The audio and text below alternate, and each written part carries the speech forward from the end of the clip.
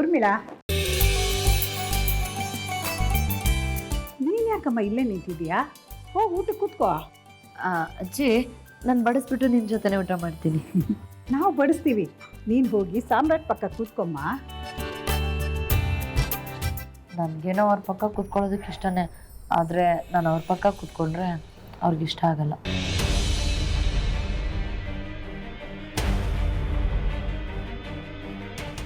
ಸಾಮ್ರಾಟ್, ಊಟದ ವಿಚಾರದಲ್ಲಿ ಎಂತ ಆಟ? ರಾಜೇಶ್ವರಿ, ನೀನಾದ್ರೂ ಹೇಳು ಅವನಿಗೆ ಜೊತೆಲಿ ಕೂತ್ಕೊಂಡು ಊಟ ಮಾಡೋಕ್ಕೆ. ಗಂಡ ಹೆಂಡತಿ ಜೊತೆಲಿ ಕೂತ್ಕೊಂಡು ಈ ಹಬ್ಬದಲ್ಲಿ ಊಟ ಮಾಡೋದು ನಮ್ಮೂರ ಸಂಪ್ರದಾಯ, ನಿನಗೆ ಗೊತ್ತಲ್ವಾ?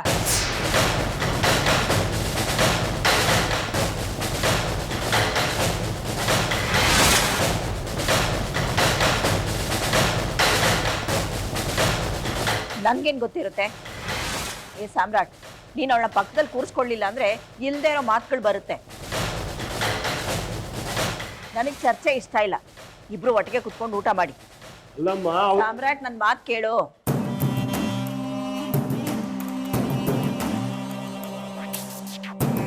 ಉರ್ಮಿಳಾ, ಬಂದು ಕೂತ್ಕೋ. ಏಯ್ ಬಾ, ಕುಕ್ಕೂರು ಬಡಿ.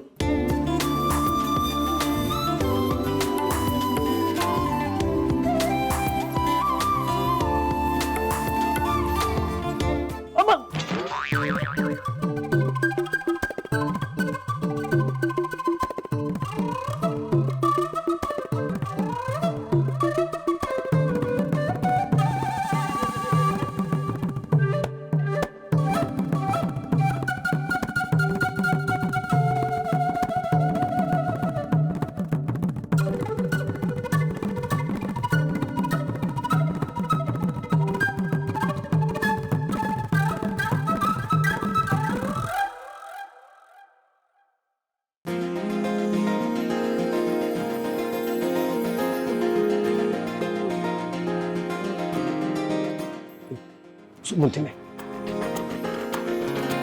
ನಿಮ್ಮ ಕೋಳಿ ಜಗಳ ಬಿಟ್ಟು ಊಟ ಮಾಡಿ.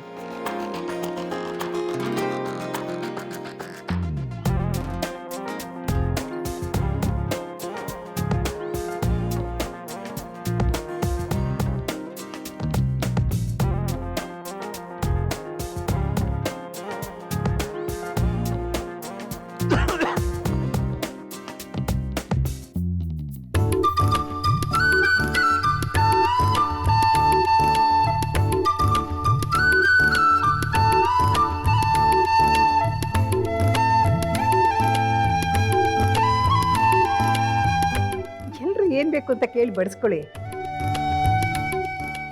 ಹೊಟ್ಟೆ ತುಂಬ ಊಟ ಮಾಡಿ, ಸಂಕೋಚ ಪಟ್ಕೋಬೇಡಿ. ಅಜ್ಜಿ, ಒಂದು ನಿಮಿಷ.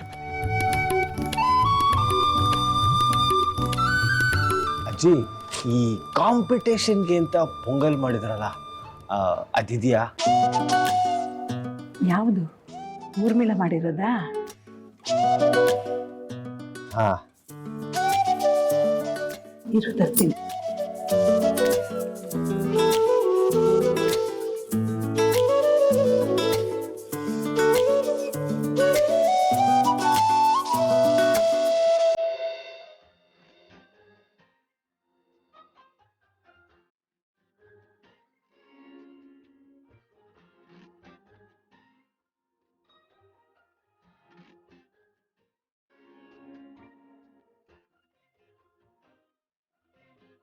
ಜಿ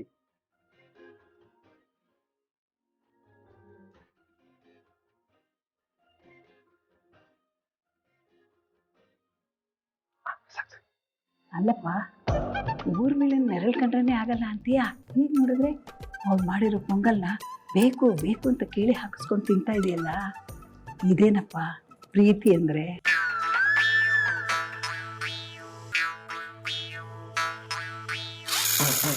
ಜಿ, ನಿಧಾನ, ಇದು ಊಟದ ವಿಷಯ, ಪ್ರೀತಿ ಅಲ್ಲ. ನನಗೆ ಗೊತ್ತು ಬಿಡು ನೀನೇನು ಅಂತ, ಕಳ್ಳ.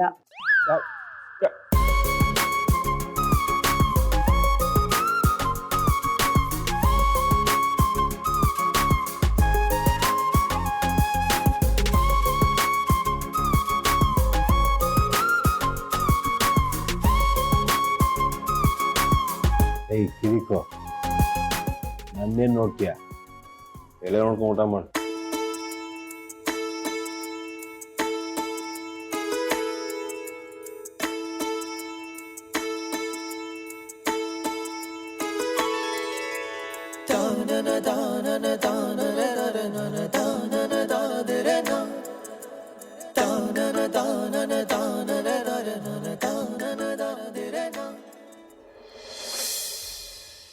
ಅಂತೂ ನಾವು ಆಸೆ ಪಟ್ಟ ಹಾಗೆ ಊರ್ಮಿಳಾ ಸಾಮ್ರಾಟು ನಮ್ಮ ಮನೆಗೆ ಬಂದು ಹಬ್ಬ ಆಚರಣೆ ಮಾಡೋಗಾಯ್ತಲ್ಲ, ಇದು ನಂಗೆ ತುಂಬ ಖುಷಿ ವಿಚಾರ. ಬರೀ ಊರ್ಮಿಳಾ ಸಾಮ್ರಾಟ್ ಅಷ್ಟೇ ಅಲ್ಲ ರೀ, ಅವ್ರ ಜೊತೆಗೆ ರಾಣ, ನಂದಿನಿ, ನಮ್ಮ ರಾಜಿ, ಸೂರಿ ಎಲ್ಲರೂ ಬಂದಿದಾರಲ್ಲ, ಅದಕ್ಕೆ ಇನ್ನೂ ಖುಷಿ ಪಡಬೇಕು. ಹೌದೌದು, ಅದು ಖುಷಿ ವಿಚಾರನೇ. ಈ ಹಬ್ಬದ ನೆಪದಲ್ಲಾದರೂ ರಾಜಿ, ಸೂರಿ ನಮ್ಮ ಊರಿಗೂ ಬರೋ ಹಾಗಾಯ್ತು, ನಮ್ಮ ಮನೆಗೂ ಬರೋ ಹಾಗಾಯ್ತು. ಯಾವುದೇ ಕಾರಣಕ್ಕೂ ಶಿವಪುರಕ್ಕೆ ಹೆಜ್ಜೆ ಇಡಲ್ಲ, ಸತ್ರು ನಿಮ್ಮ ಮುಖ ನೋಡಲ್ಲ ಅಂತ ಹೇಳಿದ್ಲು. ಆದರೆ ವಿಧಿ ನೋಡ್ರಿ, ಬಿಡಲ್ಲ. ಅದನ್ನು ವಿಧಿ ಅಂತ ಯಾಕೆ ಅಂತೀಯ? ಅದು ರಕ್ತ ಸಂಬಂಧಕ್ಕೆ ಸಂಬಂಧಪಟ್ಟಿದ್ದು ಕಣೆ. ಅದಕ್ಕೆ ಅವರು ನಮ್ಮ ಊರಿಗೆ ಬರೋ ಹಾಗಾಯ್ತು. ನೀನೊಂದು ಸಂಗತಿ ಗಮನಿಸಿದ್ಯಾ? ಏನು? ಈ ಸಾಮ್ರಾಟ್ ಊರ್ಮಿಳಾ ಮಧ್ಯೆ ಇರೋ ಬಿರುಕು ಇನ್ನೂ ಹಾಗೆ ಇದೆ ಅನ್ಸುತ್ತೆ. ಇದನ್ನ ನಾನು ಗಮನಿಸಿದ್ದೀನಿ. ಆದರೆ ಏನು ಮಾಡೋದು, ಇದನ್ನ ಸರಿಪಡ್ಸೋಕ್ಕಾಗಲ್ಲ ಅನ್ಸುತ್ತೆ. ದೇವಸ್ಥಾನಕ್ಕೆ ಹೋದರು, ಹರಕೆ ತೀರ್ಸಿದ್ರು, ಎಷ್ಟೆಲ್ಲ ಕಷ್ಟಪಟ್ಟರು ಎಲ್ಲೋ ಏನೋ ಸಮಸ್ಯೆ ಇದೆ ಅಂತ ಅನಿಸುತ್ತೆ. ಅದನ್ನು ಸರಿ ಮಾಡೋದಕ್ಕೆ ಆ ರಾಜೇಶ್ವರಿನೇ ಏನಾದರೂ ಮಾಡಬೇಕು. ರಾಜೇಶ್ವರಿಗೆ ಅವರಿಬ್ಬರನ್ನು ಒಂದು ಮಾಡೋಕ್ಕೆ ಇಷ್ಟ ಇಲ್ಲದೆ ಹೋದ್ರೆ ಇನ್ನೆಲ್ಲಿ ಸರ್ ಮಾಡೋಕ್ಕಾಗತ್ತೆ? ಏನಾದರೂ ಮಾಡಿ ಮತ್ತೆ ಆ ಚೆನ್ನ ಅವ್ರ ಮನೆ ಹತ್ರ ಹೋಗಿ ಅವ್ರ ಹತ್ರ ಅಪ್ಪ ಅಮ್ಮನ ವಿಚಾರ, ಅವರಿಗೂ ಈ ಊರಿಗೂ ಇರೋ ಸಂಬಂಧದ ವಿಚಾರ ಎಲ್ಲ ತಿಳ್ಕೊಂಬರ್ಬೇಕು. ಏನು ಮಾಡಲಿ, ಹೇಗೆ ಹೋಗಲಿ ಅಲ್ಲಿಗೆ? ಹಾಂ, ಇದೇ ಒಳ್ಳೆ ದಾರಿ.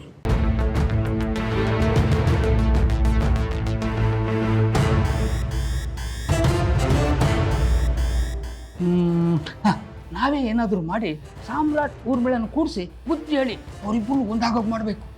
ಅದಾಗದೇ ಇರೋ ವಿಷಯ ಬಿಡಿ.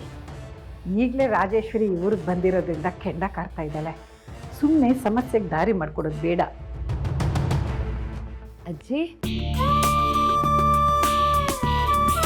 ಏನಮ್ಮ ಊರ್ಮಿಳಾ, ನಿಮ್ಮೂರಲ್ಲಿ ಎಳ್ಳು ಬೆಲ್ಲ ಬೀರೋ ಪದ್ಧತಿ ಇಲ್ವಾ? ಯಾಕಮ್ಮ ಇಲ್ಲ? ಖಂಡಿತ ಇದೆ. ಈಗ ತಾನೇ ಊಟ ಆಯ್ತಲ್ಲ, ಆಮೇಲೆ ಹೋಗಿ ಕೊಟ್ಟು ಬರೋಣ ಅಂತಿದ್ದೆ. ಅಜ್ಜಿ, ನಿಮ್ಮ ಅಭ್ಯಂತರ ಏನೂ ಇಲ್ಲ ಅಂತಂದರೆ ನಾನು ಎಳ್ಳು ಬೆಲ್ಲ ಬೀರೋದಕ್ಕೆ ಹೋಗ್ಲಾ? ನೀನಾ? ನೀನು ಹೇಗಮ್ಮ ಹೇಳ್ಬೀರಕ್ಕೆ ಹೋಗ್ತೀಯಾ? ನಿನಗೆ ಈ ಊರಲ್ಲಿ ಯಾರು ಪರಿಚಯ ಇದ್ದಾರೆ? ಯಾರು ಪರಿಚಯ ಇದ್ದಾರೋ ಇಲ್ಲ ಗೊತ್ತಿಲ್ಲ ಅಜ್ಜಿ, ಆದರೆ ನನ್ನ ಚಿಕ್ಕ ವಯಸ್ಸಿಂದ ಮದುವೆ ಆಗೋವರೆಗೂ ಪ್ರತಿ ಸಂಕ್ರಾಂತಿಗೆ ನಮ್ಮ ಮನೇಲಿ ನಾನೇ ಎಳ್ಬಿರ್ತಾ ಇದ್ದಿದ್ದು. ಈ ಸಲ ಏನಾದರೂ ನಾನು ಎಳ್ಬಿರ್ಲಿಲ್ಲ ಅಂತಂದರೆ ನನಗೆ ಸಮಾಧಾನನೇ ಇರಲ್ಲ ಅಜ್ಜಿ.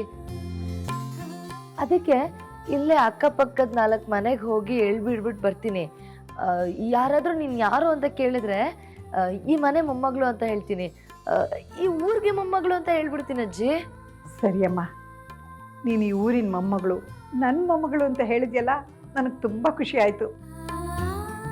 ಆಯ್ತಮ್ಮ, ಎಳ್ಳು ಬೆಲ್ಲ ದೇವ್ರ ಮನೇಲಿದೆ, ತಗೊಂಡು ಹೋಗಿ ಕೊಟ್ಟು ಬಾ. ಸರಿ ಅಜ್ಜಿ. ಹಾಂ, ಹಾಗೆ ಇನ್ನೊಂದು ವಿಷಯ, ಬೇಗ ಹೋಗಿ ಎಳ್ಳು ಬೆಲ್ಲ ಬೀರಿ ಮನೆಗೆ ಬಂದ್ಬಿಡು, ತಡ ಮಾಡ್ಕೋಬೇಡ. ನಿಮ್ಮ ಅತ್ತೆಗೆ ಏನಾದರೂ ಗೊತ್ತಾದರೆ ಊರ್ಮಿಳಾನ ಯಾಕೆ ಕಳಿಸಿದ್ರಿ ಅಂತ ನನ್ನ ಹತ್ರ ಗಲಾಟೆ ಮಾಡಿಬಿಡ್ತಾಳೆ. ನೀವೇನು ಯೋಚನೆ ಮಾಡಬೇಡಿ, 10 ನಿಮಿಷ ಕೊಟ್ಬಿಟ್ಟು ಬಂದ್ಬಿಡ್ತೀನಿ. ಸರಿಮ್ಮ. ಥ್ಯಾಂಕ್ಸ್ ಅಜ್ಜಿ.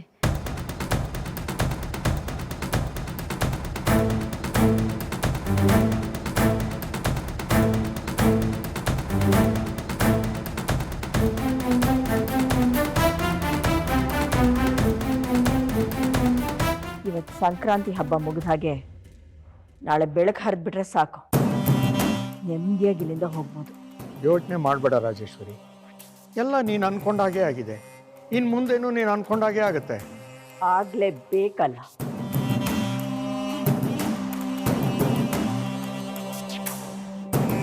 ಏನು ಮಾಡಿದೆ? ಏನಿಲ್ಲಮ್ಮ, ಸುಮ್ಮನೆ ನಿಮ್ಮ ಹತ್ರ ಮಾತಾಡಬೇಕು ಅಂತ ಅನ್ನಿಸ್ತು, ಅದಕ್ಕೆ ಬಂದೆ. ನನ್ನ ಹತ್ರ ಮಾತಾಡ್ಬೇಕಾ? ನನ್ನ ಹತ್ರ ಮಾತಾಡೋಷ್ಟು ಪುರ್ಸೊತ್ತಿದ್ಯಾ? ಅದು ಬಿಡು, ಏನು ವಿಷಯ ಹೇಳು. ಹೇಳೋದಲ್ಲಮ್ಮ, ಕೇಳೋದು. ಕೇಳೋದಾ? ಕೇಳು. ಆದರೆ ನೀವು ಯಾವುದೇ ಮುಚ್ಚುಮರಿ ಇಲ್ಲದೆ ಉತ್ತರ ಕೊಡಬೇಕು. ಸಾಮ್ರಾಟ್, ನಾನು ಯಾವತ್ತು ನಿನ್ನ ಪ್ರಶ್ನೆಗೆ ಉತ್ತರ ಕೊಟ್ಟಿಲ್ಲ. ಕೊಡ್ತೀನಿ, ಕೇಳು. ನಾವು ಹಿಂದೆ ಒಂದ್ಸಲ ದೇವಸ್ಥಾನಕ್ಕೆ ಹೋಗಿದ್ದಕ್ಕೂ ಅಲ್ಲಿ ಗಲಾಟೆ ಆಗಿದ್ದಕ್ಕೂ ನಾವು ಅಲ್ಲಿಂದ ಈ ಮುಕ್ತಿನಾಗ ಕ್ಷೇತ್ರಕ್ಕೆ ಬರೋವಾಗಿದ್ದಕ್ಕೂ ಜೊತೆಗೆ ಈ ಶಿವಪುರಕ್ಕೆ ಬರೋದಕ್ಕೂ ಏನೋ ಒಂದು ಕನೆಕ್ಷನ್ ಇದೆ ಅಂತ ನಿಮ್ಗೆ ಅನ್ನಿಸ್ತಾ ಇಲ್ವಾ?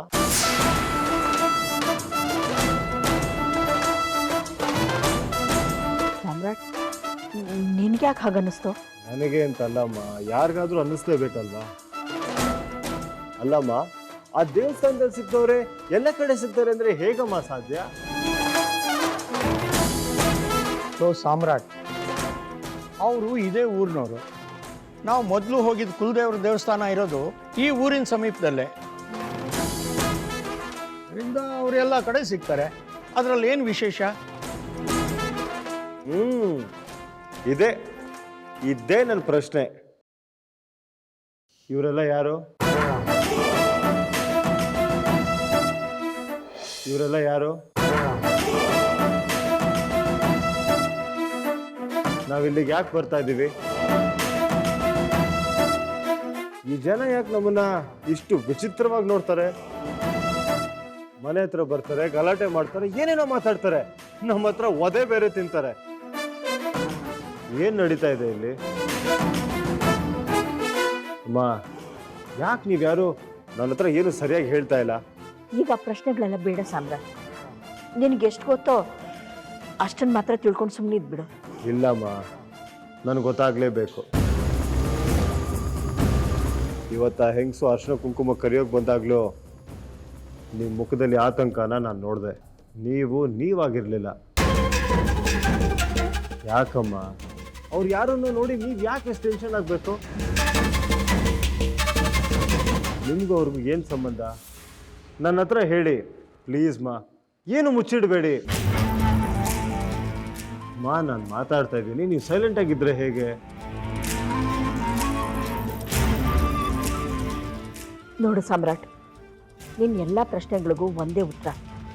ನೀನು ಯಾರನ್ನು ನೋಡಿದ್ಯೋ, ಇವತ್ತು ಯಾರು ನಮ್ಮನ್ನು ಅರ್ಶಿನ ಕುಂಕುಮ ಕರಿಯಕ್ಕೆ ಬಂದಿದ್ರೋ ಅವ್ರು ಯಾರು ಒಳ್ಳೆಯವರಲ್ಲ.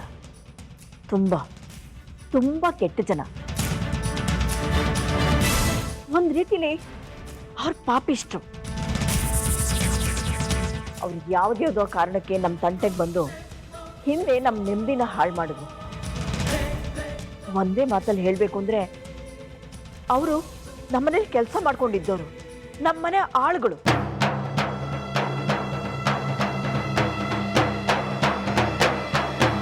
ಅವರು ಕಳ್ತನ ಮಾಡಿದ್ರು. ಅದಕ್ಕೆ ನಾನು ಅವ್ರನ್ನ ಮನೆಯಿಂದ ಓಡಿಸ್ಬಿಟ್ಟೆ. ಆಗ್ಲಿಂದ ಅವರು ಒಂದಲ್ಲ ಒಂದು ರೀತಿ ನಮಗೆ ತೊಂದರೆ ಮಾಡ್ತಾನೆ ಇದ್ದಾರೆ. ಅಲ್ಲಮ್ಮ, ಈ ವಿಷಯನ ನನಗಾಗ್ಲಿ ಅಣ್ಣಂಗಾಗ್ಲಿ ನೀವು ಯಾಕೆ ಮೊದಲೇ ಹೇಳಿಲ್ಲ?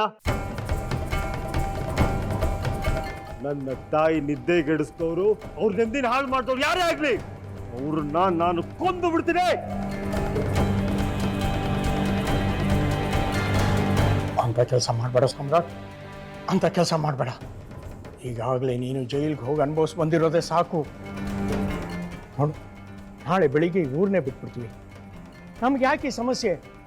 ಈ ವಿಷಯ ಇಲ್ಲೇ ಮರ್ತ್ಬಿಡು. ಬಿಟ್ಬಿಡ್ತೀನಿಪ್ಪ. ಅವ್ರ ಪಾಡಿಗೆ ಅವರಿದ್ರೆ ನಾನು ಅವ್ರನ್ನ ಏನೂ ಮಾಡಲ್ಲ. ಅದೇ ನಮ್ಮ ತಂಟೆಗೆ ಬಂದ್ರೆ ನಾನು ಈಗ ತಾನೇ ಹೇಳಿದ್ನಲ್ಲ, ಕೊಂದು ಬಿಡ್ತೀನಿ.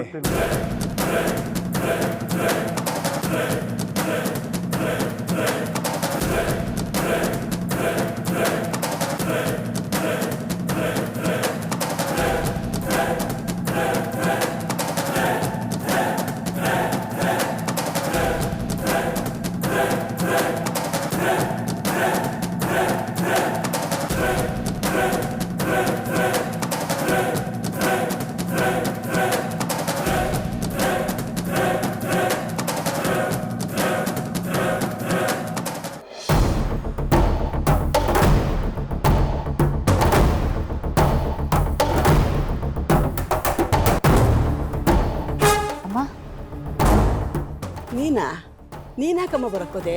ಅದು ಹಬ್ಬದ ದಿವಸ. ಏ ಹೆಂಡ್ತಿ, ಇವತ್ತು ಹಬ್ಬ, ಎಳ್ಳು ಬೆಲ್ಲ ಹಂಚ ನೆಪದಲ್ಲಾದರೂ ಬರ್ಬೋದು ಅಂತ ಬಂದಿದ್ದಾರೆ. ಬನ್ನಿ ಅಮ್ಮ ಒಳಗಡೆ. ಬಾಮ್ಮ.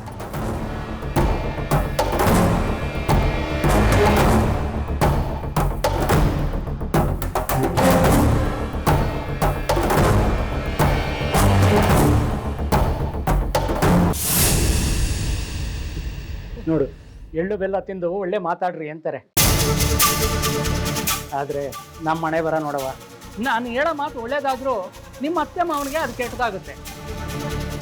ನೋಡಿ, ಮನೇಲಿ ಎಲ್ಲರೂ ಕಣ್ ತಪ್ಪಿಸಿ ಅಜ್ಜಿಗೆ ಹೇಳಿ ಎಳ್ಳಿಗೂ ಎಲ್ಲ ಬೀರ್ ಬರ್ತೀನಿ ಅಂತ ಬಂದಿದ್ದೀನಿ. ದಯವಿಟ್ಟು ನೀವು ಮುಚ್ಚಿಟ್ಟಿರೋ ಸತ್ಯನ ನನಗೆ ಹೇಳಿ. ಆ ಸತ್ಯ ಹೇಳಕ್ಕೆ ಅಲ್ವಾ ನಾನಿರೋದು. ಹೇಳ್ತೀನಮ್ಮ, ಖಂಡಿತವಾಗಿಯೂ ಹೇಳ್ತೀನಿ ತಾಯಿ. ನನಗೆ ನಂಬಿಕೆ ಇತ್ತು ನೀನು ನಮ್ಮ ಮನೆ ಹತ್ರ ಬಂದೇ ಬರ್ತೀಯಾ ಅಂತ. ಆ ನಂಬಿಕೆನ ಸುಳ್ಳು ಮಾಡಲಿಲ್ಲ ನೋಡು, ಬಂದೇ ಬಿಟ್ಟೆ. ಬಚ್ಚಿ, ನಾನು ಹೇಳೋ ಸತ್ಯಕ್ಕೂ ಜೀವ ಇರಬೇಕಲ್ವಾ? ಹೌದು. ನಾನು ಹೋಗಿ ಆ ಫೋಟೋ ತಗೊಂಬರ್ತೀನಿ. ಅದನ್ನು ಇವ್ರ ಕೈಗಿಟ್ಟು ನಾನು ಮಾತಾಡಿದರೆ ಆ ಮಾತಿಗೆ ಒಂದು ತೂಕ ಇರುತ್ತೆ. ಏನು ಫೋಟೋ ಅದು? ತರ್ತೀನವ, ಅದನ್ನು ನೀನು ನೋಡಿದ್ಮೇಲೆ ನಿನಗೆ ಗೊತ್ತಾಗುತ್ತೆ. ನೀನು ಕೂತ್ಕೊಳ್ವಾ.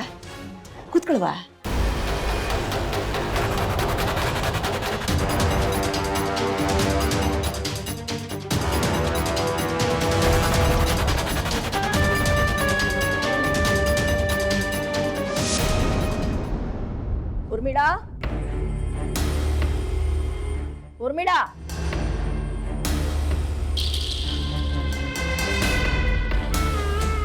ಉರ್ಮಿಳಾ,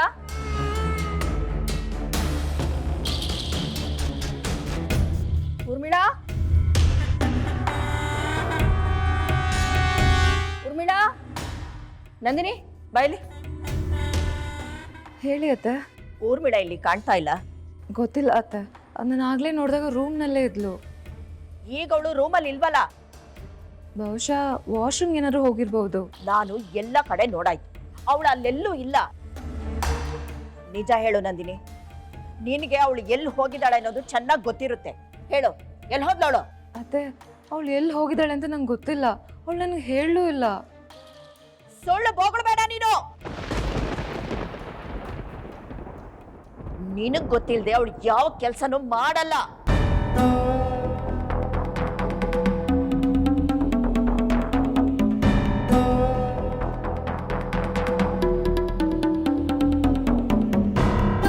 ನಿಜ ಬೋಗ್ಳೆ, ಎಲ್ಲಿ ಹೋದ್ಲು ಊರ್ಮಿಳಾ?